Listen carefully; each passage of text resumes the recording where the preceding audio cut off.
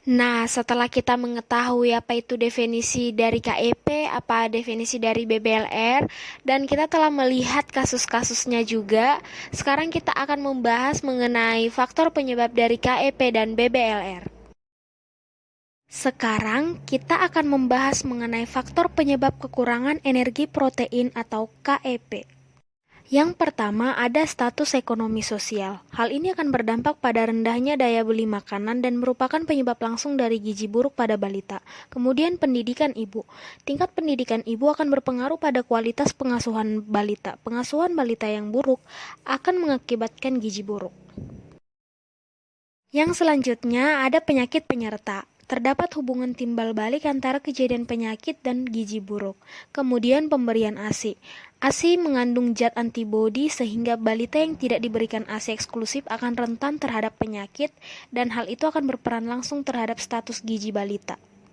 Kemudian ada BBLR. Hal ini akan menyebabkan balita kurang nafsu makan sehingga asupan makanan yang masuk ke dalam tubuh akan berkurang hingga menyebabkan gizi buruk.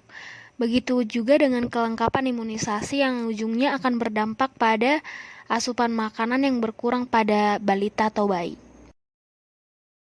Sekarang kita akan membahas faktor penyebab BBLR atau berat bayi lahir rendah. Faktor yang pertama adalah usia ibu. Peredaran darah menuju serviks dan uterus pada remaja masih belum sempurna sehingga dapat mengganggu proses penyaluran nutrisi dari ibu ke janin. Kemudian ada kadar Hb. Ketika ibu hamil mengalami anemia, akan beresiko pada BBLR. Faktor yang selanjutnya adalah jarak paritas. Jarak kelahiran yang terlalu dekat dapat menimbulkan anemia pada ibu. Kemudian jumlah paritas. Kejadian BBLR lebih sering didapatkan pada ibu dengan jumlah lebih dari 4 paritas. Faktor berikutnya adalah status gizi. Wanita yang kehilangan berat badan selama hamil akan menggunakan protein tubuhnya untuk pemenuhan kebutuhan dirinya dan janin. Kemudian tingkat sosial ekonomi. Hal ini juga sangat berpengaruh pada kejadian BBLR karena rendahnya penghasilan akan berakibat terhadap rendahnya status gizi ibu. Yang selanjutnya ada tingkat pendidikan ibu. Latar belakang pendidikan ibu sangat mempengaruhi sikapnya dalam memilih pelayanan kesehatan dan pola konsumsi makan yang berhubungan juga dengan peningkatan berat badan ibu semasa hamil.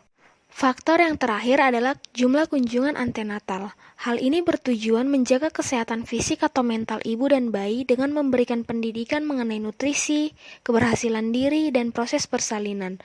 Juga untuk mendeteksi secara dini kelainan yang terdapat serta segera melakukan penata laksanaan.